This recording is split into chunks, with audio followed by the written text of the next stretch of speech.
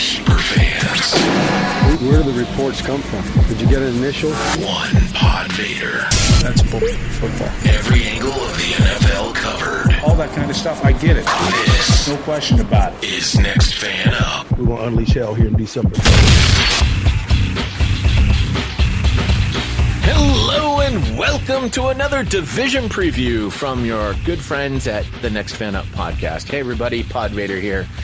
It's been fun doing all these division previews. Hopefully you are enjoying yourself. Hopefully maybe you've sent us an email or two. Clearly, if you have, it's because we recorded these way in advance. I'm sneaking these into my free time. I'm working more hours for less money, but every now and then I get a little extra free time and I'm trying to sneak in these recordings, which is why the one man that you always hear with me is James, our Eagle superfan. Hello, James. Hey, Pod. Another day, more divisions. We'll figure this out.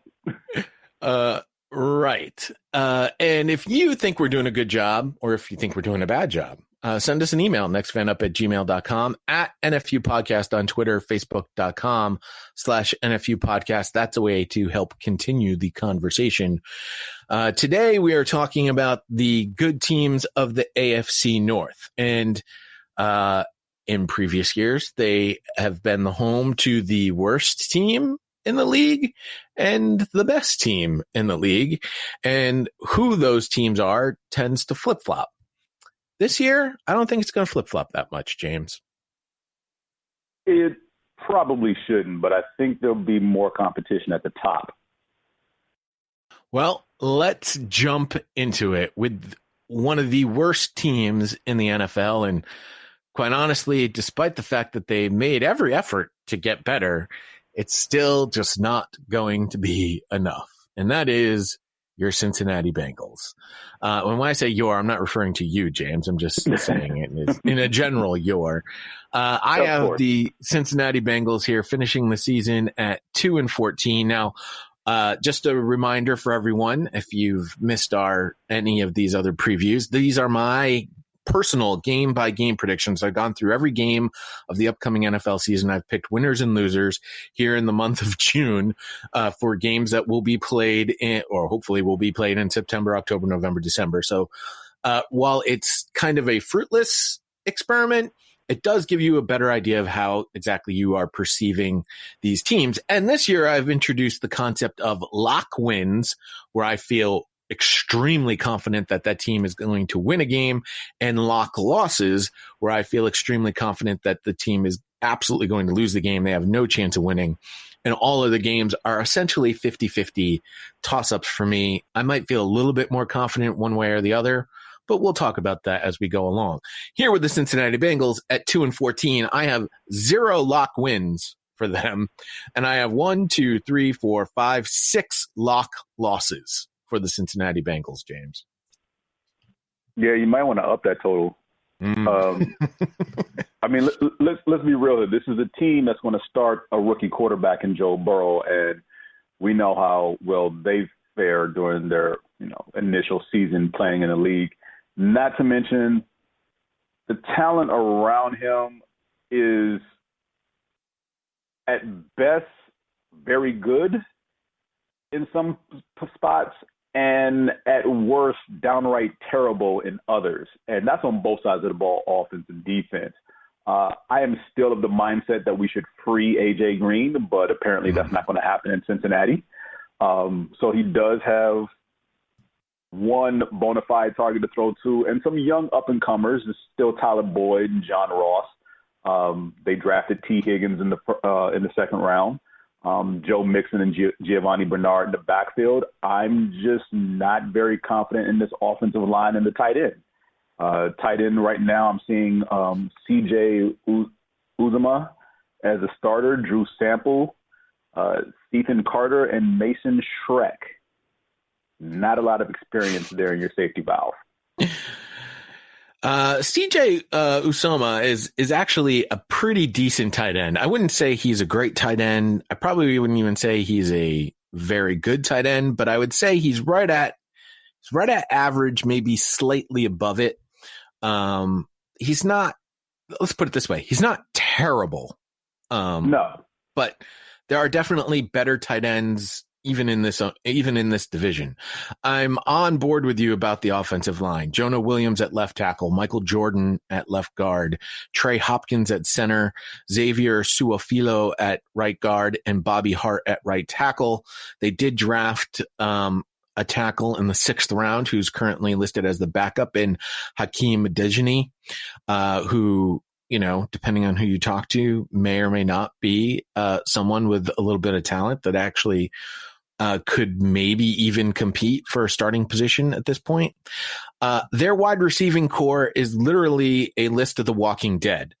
I'll quite honestly, that's what they should, everyone likes to give nicknames to different position groups. The position group nickname for the Cincinnati Bengal wide receivers is the Walking Dead. Although AJ Green can't walk, that was his problem last season, or so they said. And actually what scares me most is AJ Green's injury is the same one that Deebo Samuel of the San Francisco 49ers, which, depending on when you're hearing this, we may have already talked about the San Francisco 49ers, but I mean, it's the same type of injury. And so now I worry about Deebo Samuel for the 49ers. That's for the NFC West preview. Check that out either later or go back into our archives, wherever great podcasts are heard: Apple, Google, Spotify, Pandora. So I don't know. I don't have much faith that AJ Green's even going to play this season. I mean, maybe he does, but I mean, with a whole year off and coming back from a foot injury, I don't have a lot of confidence there. Tyler Boyd, I mean, again, on and off injuries. John Ross has never lived up to his lofty expectations, and again, on and off with injuries. And they do draft T. Higgins in the 2nd round, hopefully to add some depth there. But again, rookie wide receiver, you can only go so far with rookie wide receivers. So, and you have a rookie quarterback. Now, I will say, when we talk about rookie quarterbacks, they tend to get better towards the end of the season as they get more accustomed to the state of the game. And in my victories that I've laid out for the Cincinnati Bengals, I actually have them winning their home opener against the Chargers and then having them beating the Browns at home in week 7. And every other game is a loss, where I probably should put their wins more closer to like that Giants home game in week 12. And then, I mean, maybe at the Redskins, which is week 11, at the Dolphins, week 13. But really, I mean, Cowboys at Texans, I have those as lock losses. And then they host the Steelers and Ravens. I don't think they can win those games. Yeah, they'll be dirty. They'll be ugly. I expect the Steelers game to be closer than the Ravens game, depending on where the Ravens are at that point of the season. And really, that's what I think you put it exactly the way that Cincinnati Bengals fans have to look at this upcoming season.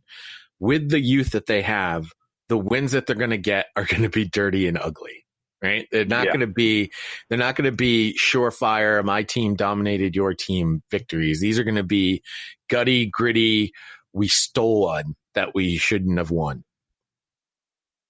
Yeah, and that's pretty much the case for all teams that, I'm not going to say no talent, but limited talent on the roster with a rookie quarterback. It's scrapping, clawing for victories, and ultimately leaning on your defense, which is another thing that scares me because there's not much on the defense. I mean, they do have a good defensive line. Carlos Dunlap, DJ Reader from the Texans, who lost a lot of weight, Geno Atkins, and then depending on who you believe, our lads has the depth chart as Sam Hubbard at right defensive end, or Carl Lawson would be your other choice. Yeah, and behind that is not much. And the pass rush last year barely got to quarterbacks. This is one of the worst teams in the league as far as generating pressure and getting sacks. They also gave up almost 30 points a game.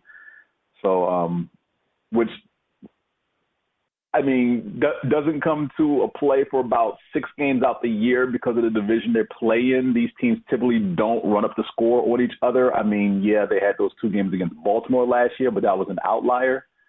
Outside of the division, though, they could be gashed a lot. I mean, secondary help, they brought in Von Bell. After that, I mean, Trey Waynes, he's okay. Mackenzie Alexander, William Jackson III, Darius Phillips, those are your corners. pick and choose your combination of who starts regularly. I see rotation as these guys, one guy falters, someone else steps in for a couple of weeks, and then they falter after a while. I don't see consistency here where I can definitely say which two of these guys are going to be the default starters for the entire season. And we haven't even mentioned their linebacking core, but we're looking at a combination of Jordan Evans, Jermaine Pratt, Josh Bynes, Logan Wilson, whom they drafted in the 3rd round, and Akeem Davis Gaither, whom they drafted in the 4th round. So it's a young team. So, I mean, if we want to look for a positive, they're young. Right. So they got nowhere to go but up. And the other thing, I'll give you one of the sneaky fantasy tip here. Randy Bullock, a very strong place kicker in the NFL, and with a young team, with a young quarterback, perhaps they're kicking a lot of field goals. One could hope. That means you have to cross the 50-yard line. It does mean you have to cross the 50-yard line, which could be difficult for them. Our next team, and honestly, I have a tie between Team 2 and Team 3. Not surprising. And the record is 9-7. So I'm going to flip a coin, and we're going to talk about the Cleveland Browns. I've got the Cleveland Browns at 9-7. If there was a team, I will tell you this. I said this in the AFC South. I'm sorry, in the NFC South podcast. I said this in another podcast. I think it was the NFC West. We're recording these and placing them all out of order. So I apologize if I've said this before. I haven't, but I'm not officially declaring a boyfriend team this season because my husband team needs all the love that they can get this season. But if there was a team that is shouting to be my boyfriends, and they've been my boyfriends previously, it is the Cleveland Browns. I want to love the Cleveland Browns because, quite honestly, I think they have all the pieces in place.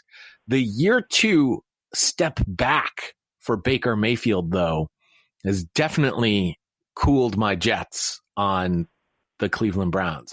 Their first, Baker's first season, it looked like he was making enormous strides forward. He brought that team towards the end of the season, gave them a whole lot of confidence to the point where I really thought the Browns were going to be a playoff / Super Bowl contender last year, and they just could not deal with that pressure, which was something that I warned against.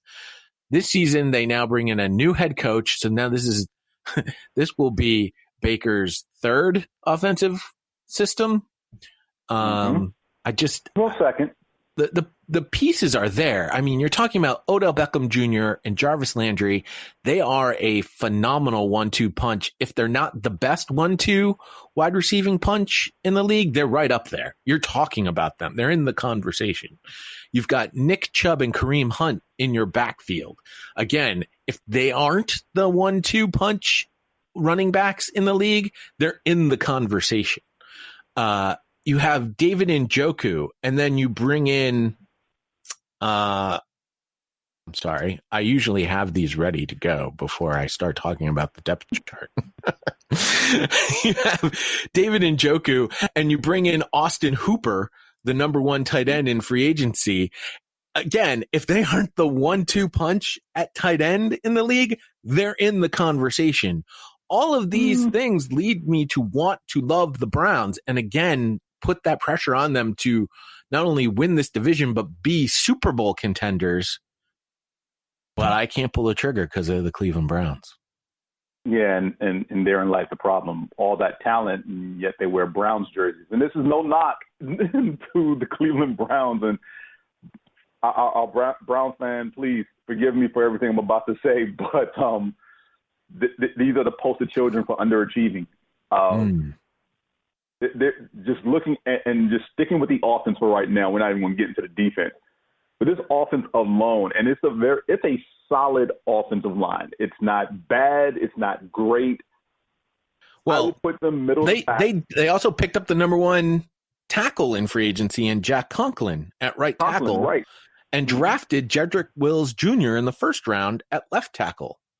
Their offensive line is 100% solid. Yeah, it's very solid.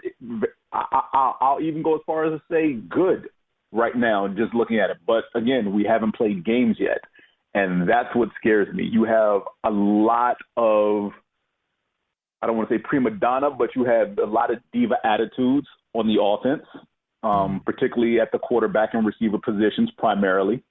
Clearly noted last year. Cleveland, for me, in my lifespan, going back some 40-odd years, has always been a blue-collar team. There's way too much finesse on this team for me to even believe that this is a team that's going to threaten 10, 11 wins. 9 may even be pushing it. Dare I say 8-8 might be both the floor and the ceiling for them. And anything above that is overachieving. Anything below that is underachieving. I have this squad as a middle-of-the-road pack because they're going to hit some bumps in the road still that, I think, and like you said, rookie head coach. It's actually Baker's second season because it was Kitchens ran the same offense under Hughes as he did when he was the head coach. So not much, change from year 1 to year 2, but year 3, totally different offensive system. Dare I say this? I think they should lean on a running game more. Chubb and Kareem Hunt should carry this squad more than, trying to find your pretty Sports Center highlights by throwing 20-yard darts downfield to Beckham, Landry, and Higgins. Well, they also drafted Donovan Peoples-Jones and added Taywan Taylor in free agency. Their wide receiving room has got talent in it. It does. And I think you're 100% correct. They do need to lean more on that running game to get those superstar wide receivers open more. If the other team knows that all you're trying to do is go deep to Odell, if you're only trying to throw, crossing routes to Jarvis and go deep to Odell, and that's all you're doing, and you're not utilizing that run game, then you've lost the point. Here's a question for you, James, because they also added Case Keenum as the backup quarterback. If Baker struggles, how long does it take before Case Keenum takes over and does what Case Keenum does, which is wait until the starter struggles, comes in, shows off, and then gets a big contract to go somewhere else, and then he doesn't live up as a starter? That's a good question because I'm trying to find a point in the schedule to where I could see them losing 3, maybe 4 games in a row. I'm not really seeing it. They've got Washington and Dallas back-to-back, followed by the Colts, Steelers. That's a stretch right there where things could fall apart. Washington could give them fits, eke out a win. Dallas could control them with their ground game. The Colts could probably get plucky and, steal something. And the Steelers is a division game that's at Pittsburgh. That's an early stretch. Those are games 3 through 6 in the beginning of the season. I'd say in that 4-game stretch, if they struggle, even if they win 1 or 2 of those games by a point, maybe a last-second field goal, that's going to be where you start questioning, is Baker the guy, especially if it's the offense that's struggling and not the defense. Outside of that, you look towards the latter half of the schedule. Home games against the Texans, Eagles, at Jacksonville, at Tennessee before finishing up Ravens, Giants, Jets, Steelers. The thing is their schedule actually lays out rather nicely where they have a good stretch of games they are supposed to win and then a stretch of games that they're supposed to lose. And for them, it's going to be winning a couple of those games that they're supposed to lose and making sure they don't get complacent against the teams that they're supposed to win. And that's always been the problem with the Browns is they tend to play down to their competition and then they don't play high enough to their tougher competition. And so that's why I've got them at 9-7. And I agree with you with that stretch from week 3 to week 6. That is going to be Baker Mayfield's key. And unfortunately, the way that I see that stretch going, I'll give you from weeks 1 through 8, I've got them at exactly 4-4. So it's one of those things where it's Baker's probably not doing enough, but he's not doing poorly enough where you feel comfortable that it's time to pull the trigger and bring in Case Keenum for a change of pace. So the Browns are that enigma. Let's talk a little bit about their defense because and especially through the draft, they've made moves on the defensive side of the ball that they have the talent to compete. Myles Garrett, Larry Ogunjobi, Sheldon Richardson, Olivier Vernon, Adrian Claiborne behind him. They drafted Jordan Elliott in the 3rd round as a defensive tackle. They've got some depth on that defensive line. Their linebackers, they drafted a 3rd round linebacker, Jacob Phillips. Sione Takitaki, they drafted last year in the 3rd round. Mac Wilson, they drafted in the 5th round last year. They're a little light in the linebacking core, but their front 4 make up for that back 3. That middle 3, I should say. The middle 3, yeah. And the linebacking core, like you said, they're light there. That's both literal and figurative because these are not big guys, but they can definitely move sideline to sideline. Definitely keep an eye out for when these guys blitz the gaps because if they get through untouched, there's no time for the quarterback to make a move. Secondary, Denzel Ward, Greedy Williams, most likely your starting corners, Terrence Mitchell, Kevin Johnson figure in the mix there, nickel and dimes. Joseph and Delpit are your safeties with Sendejo that they acquired, backing them up. Just old. It's a solid. Their safeties are old, minus Grant Delpit, who they drafted this year. But their experience and there's talent in that safety room, and these are not guys who usually play in the box.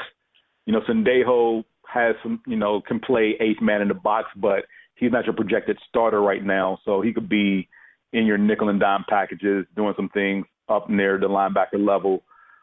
He is more of the thumper of this group, but these are safeties that pretty much are normally playing deep middle of the field, trying to keep everything in front of them.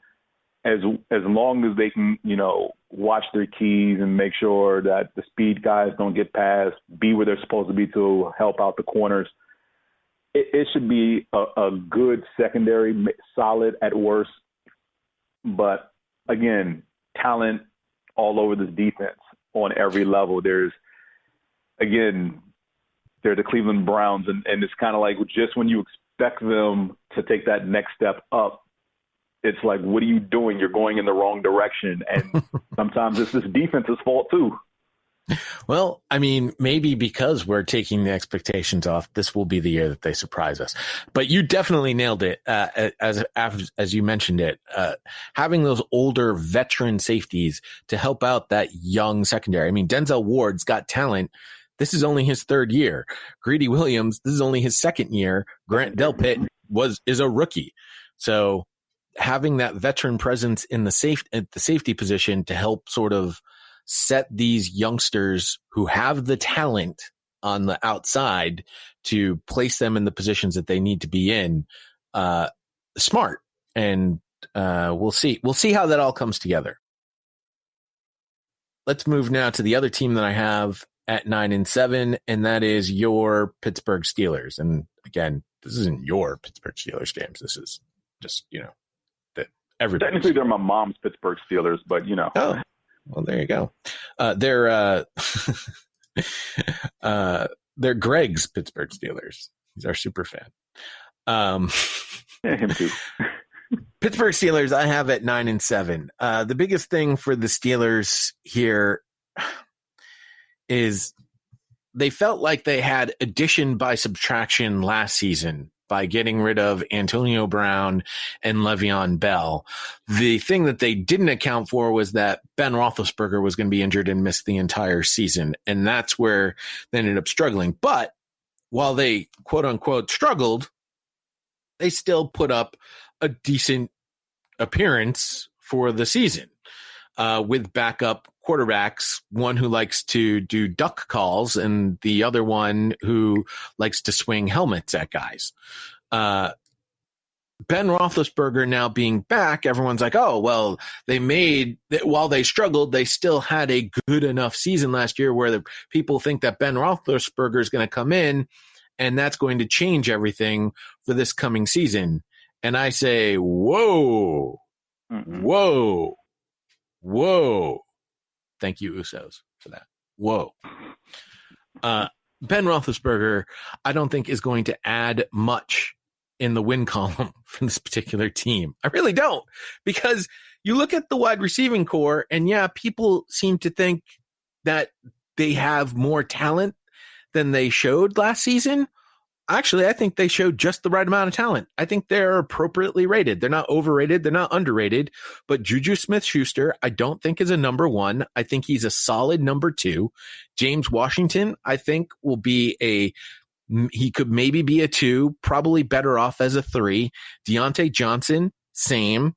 Ryan Switzer, same. Chase Claypool is a slot wide receiver.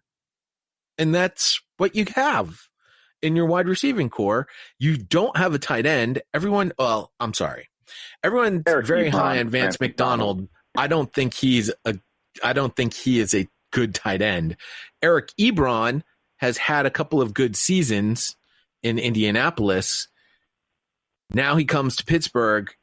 Could he continue that streak, or will he revert back to the Eric Ebron of the Detroit Lions? That's really the question. I think that's probably your biggest question mark here, but their offensive line remains fairly stout with Alejandro Villanueva at left tackle, Stefan Wisniewski at left guard, Marquise Pouncey at center, David DeCastro at right guard, and Matt Filer at right tackle. Yeah, and where you started is where I'll begin as well, is with the quarterback situation. Mason Rudolph, Devlin Hodges, these are not viable backups. They basically scraped and clawed to 8-8 last year on the strength of this defense playing better as the season went along. These two quarterbacks, there were games last year that it looked like these two were trying to give the other team the victory, whether it was getting sacked at the most inopportune time instead of throwing the ball away, constantly fumbling the ball, inopportune interceptions late in the game when they're actually ahead trying to kill the clock. This is a team that, even with Roethlisberger back under center, should lean on James Conner and Jalen Samuels, Benny Snell Jr., and just run the ball. And if teams want to bring that eighth man in the box, then you audible, you start mixing in your wide receivers. I will say Schuster didn't really prove that he was a one. I think that had more so to do with the quarterback play and not so much him. And even if we take week one last year against your Patriots when they got blanked as an anomaly, Ben only had, 2 more starts with him before he got knocked out for the year. And he has no chemistry with Rudolph or Hodges, and it never really developed. And this is the thing with these backup quarterbacks. When they come in, they don't have chemistry with your starter guys. It's always that third, fourth wide receiver, because those are the guys they practice with on a regular basis.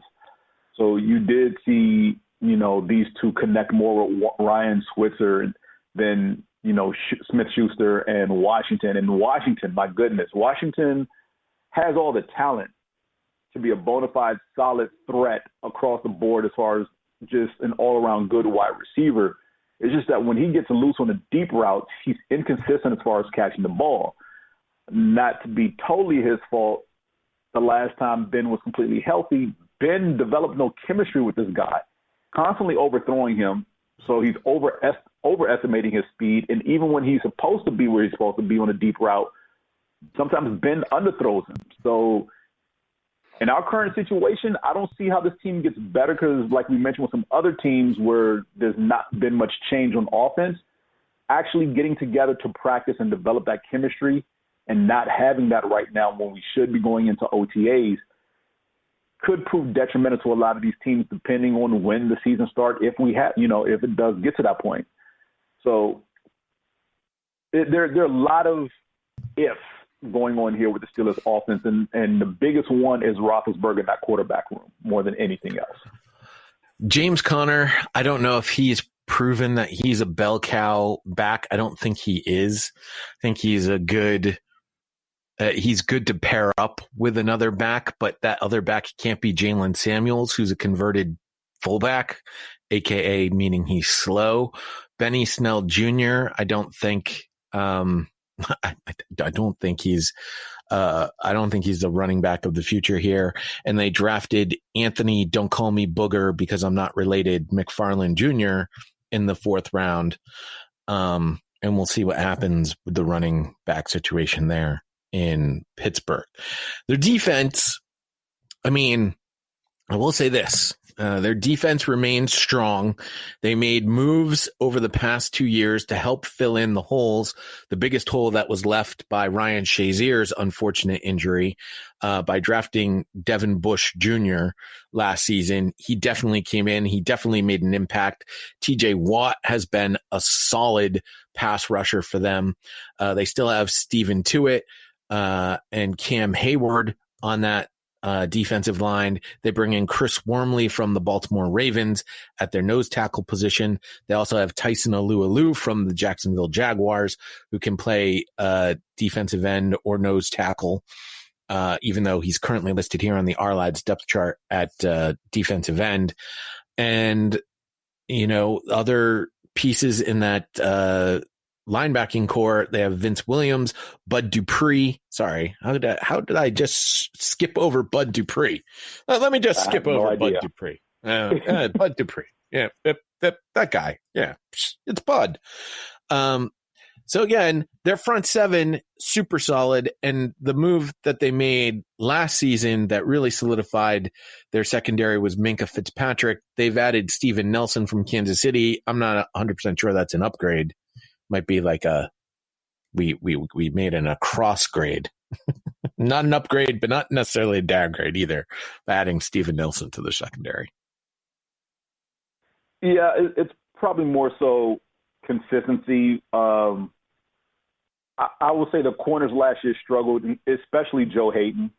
For as long as he's been in the league at this point in his career, he should be one of the bona fide count-on guys, not someone you worry about, maintaining coverage on his man downfield. But last year he struggled at times when he shouldn't have. Definitely love the addition of Minkah Fitzpatrick last year. That definitely solidified a lot of things in the defense, allowed that front seven to do more creative things as far as generating pressure. Steven Nelson, pretty much like I said, he's a consistency guy. He's not someone you're going to have to worry about. I'm not going to say he's going to be just flat average, but he'll be solid enough to where you don't have to worry about, okay, we need to pull this guy out because he's slipping. That's not who Steven Nelson is. You'll get consistency and regularity to where you don't have to be like, we need to pull this guy and put the other guy in because he's struggling. That shouldn't happen with this secondary. But yeah, front seven, names across the board, the Steelers defense, pretty much almost always something to be feared in the league year in and year out. And shouldn't be that much of an issue this year. Look, this team played basically 500 ball last year across the board. They gave up 18 points a game. They scored 18 points a game. If that's not balance, I don't know what is. So 9-7, the Steelers are again one of those teams that I can't be effusive about them, but I can't denigrate them at the same time. No. They are a 9-7 team. By the way, I didn't mention the locks for the Browns. I only have one lock victory for the Browns, and that's home against the Bengals in week 2, but no lock losses for them. Similarly with the Steelers, I have no lock losses for the Steelers. 2 lock victories, week 2 home against the Broncos, week 13 home against the Redskins. I don't know why I didn't lock the Bengals in for the Steelers, either home or away. Ben Roethlisberger has that ridiculous stat of playing the Ohio teams.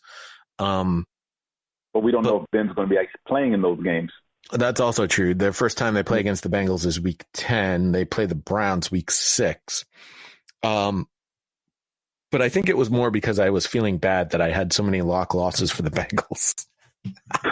That I wanted to give them a little modicum of hope that they could compete with the Steelers. That brings us to the second best team in the Before AFC. you move on, at the time that we're recording this, the Steelers are slated to play the Cowboys in the Hall of Fame game to start preseason. That's not happening. That's been canceled. Yes. So I'm going to throw that out there since we're talking about the Steelers. Right. At the present time, while we are sort of recording with like the assumption that training camp and the preseason is going to move ahead as currently scheduled, we feel that at the time of this recording, some of those things are probably going to be delayed, and there has been talk about shortening the preseason from 4 to 2 games. So these are all things that are still, we have to wait to see what exactly happens. The Baltimore Ravens are the second best team in the AFC by my account. I have no lock losses for them. I have 6 lock victories for them, and I have them finishing at 13-3. It's interesting because I've been watching a lot of these pundits talking about how they feel like the Baltimore Ravens are a team that's going to take a step back this season.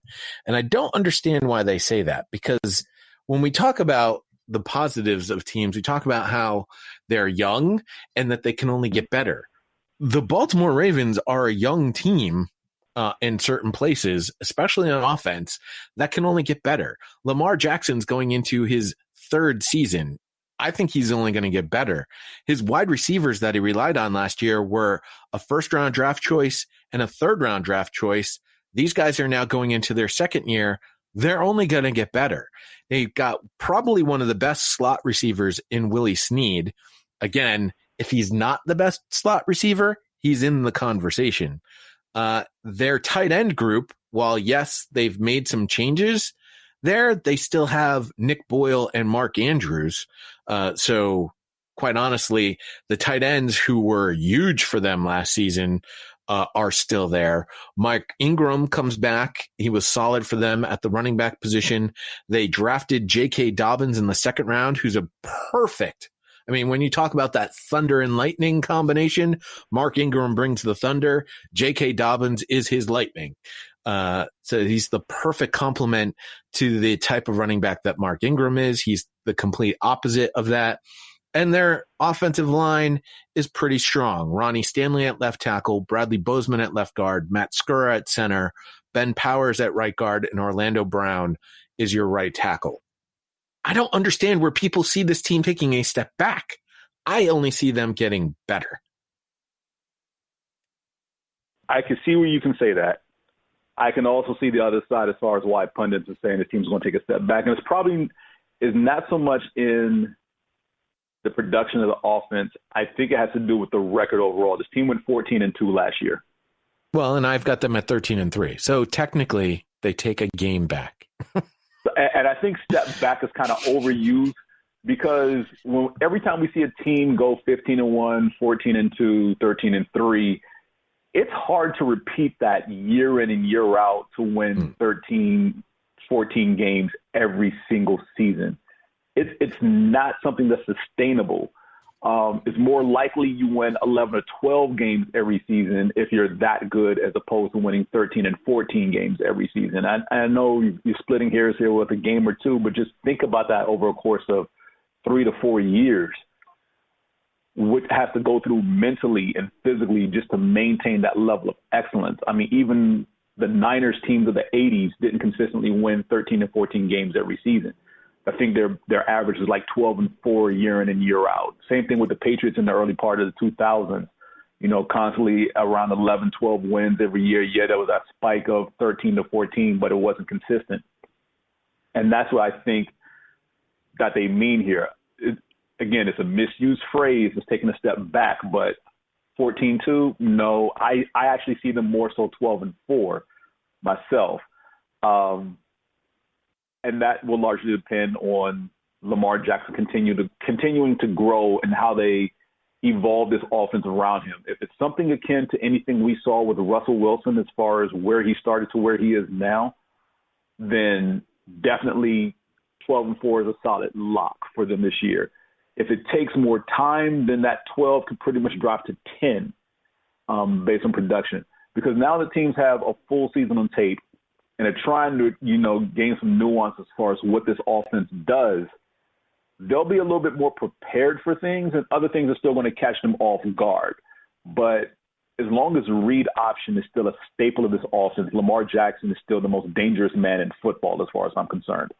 And if he hits the open field past your linebacker level, say goodnight, because just count him for 20 yards at best case scenario for your defense to touchdown at worst case. But there's still talent on this offense. Like you mentioned, the wide receiving core, which was underutilized last year because they relied so heavily on the tight ends. If the receivers become more of a part of this offense, unstoppable would be an understatement. By the way, breaking news. Training camp, the NFL and the NFLPA, this is according to a report from Ian Rappaport of the NFL Network, have agreed that all players will arrive for training camp July 28th. Teams will have to practice at their own facilities, so they're not allowed to go to their normal training camp facilities. I know some teams have different training camp facilities than they do for their regular season, but they will apparently, and rookies and everyone will arrive at the same time. So there isn't going to be that a week before training camp is scheduled. Everybody's going to start training camp on July 28th. They are still negotiating the preseason. I mentioned earlier that they were talking about cutting the preseason from 4 to 2 games.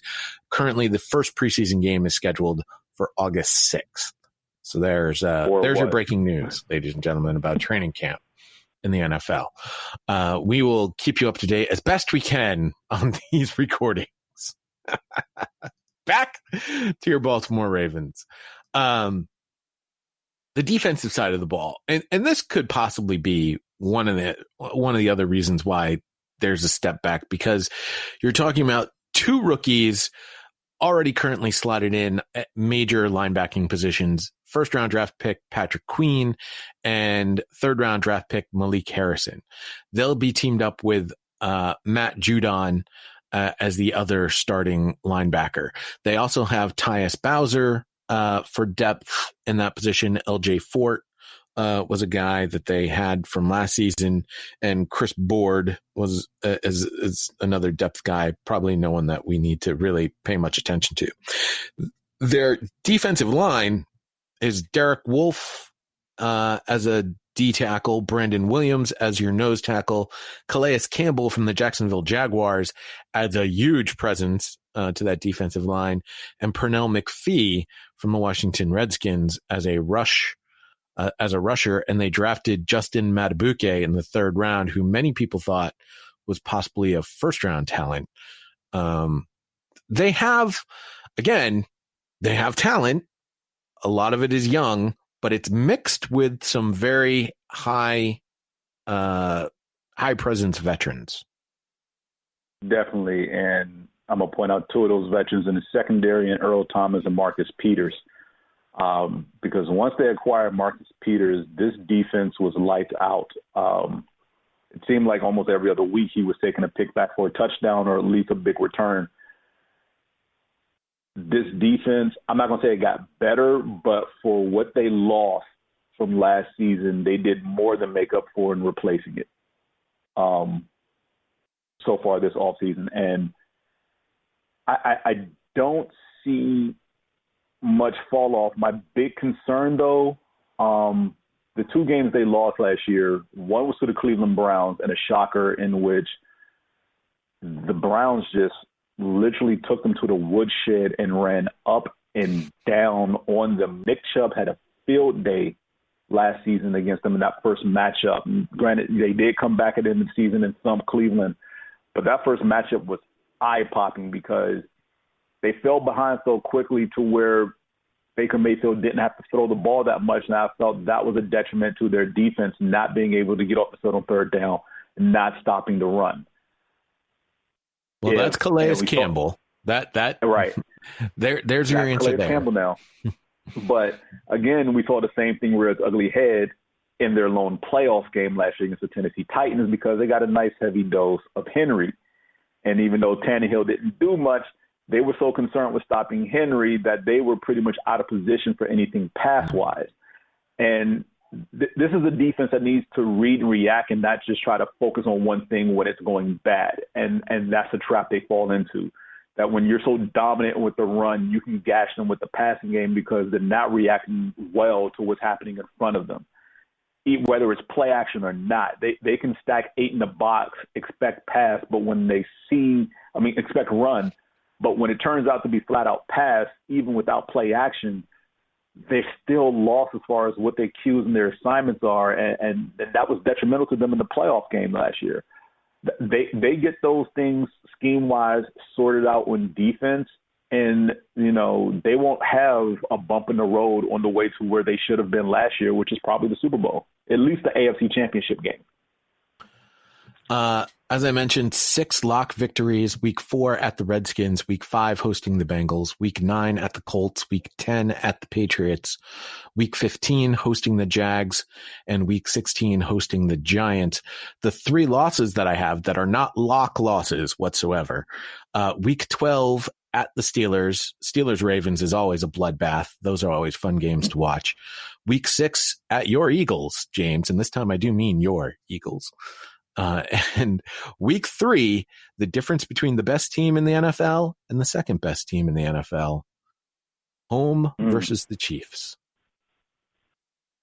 Yeah, looking at the schedule, they don't have a pretty start. Division game against the Browns. Then you've got Texans, Chiefs. You get Washington, Cincinnati, and then Philly. This is a rough slate before you even get into the first matchup with the Steelers. These first 6-7 games, the schedule makers did them no favors. But so what happens when you have the best record in the league from the year before? Things pretty much, you get the division winners and the Texans and the Chiefs. So to have them this early in the season, I'm pretty sure some fans probably looked at the schedule and thinking, why couldn't it be flipped and start with the Bengals, Giants, and Jaguars? Really, I think where the schedule makers didn't do them any favors is they gave them that away game at the Steelers and then a Thursday game against the Cowboys right after it. That's where they got no favors. None. Week against Dallas, but it is at home. Right. That is true. And that's why I still gave the advantage to the Ravens, even though they'll be coming out of that slugfest against the Steelers that I have them. Which is a Sunday night game. So that's back-to-back primetime games in the same week, 4 days apart. Yippee. We really need to do away with Thursday night games. Just stop it. We do. All right. And who cares? Play on Saturdays. Put a game against the college kids. The college kids don't need the television. Seriously. All right. Unless you're going to pay the college kids. Well, apparently we're going to, right? We can only hope. That is a story for another podcast. For now, we have finished here with the AFC North. Just to quickly give you that rundown, 3 playoff teams in this division. The Ravens as a division winner and the Steelers Browns at 9-7. They both take 2 of the 3 wild card spots in the AFC. So there you go. That's how we see the AFC North. How'd we do? At NFU Podcast on Twitter, nextfanup@gmail.com if you want to email us with something a little bit longer than Twitter allows. Facebook.com/NFU Podcast. We can continue the conversation. And hey, tell a friend about us. If this is the first time you've been listening to us, thanks for listening. Check out all of our shows on our archives at Apple Podcasts, Google Podcasts, Spotify, Pandora, anywhere great podcasts are heard, you will find the Next Fan Up podcast. And while we had a long hiatus here, and I've been, these division previews are coming in as we can get them done in my free time. We'll have a more regular schedule as the season starts and we start actually seeing some football being played. But for now, I think that's going to do it for the AFC North. There you have it. How you doing? How are you, buddy? Trying to figure out who's going to play? Yeah. So are we.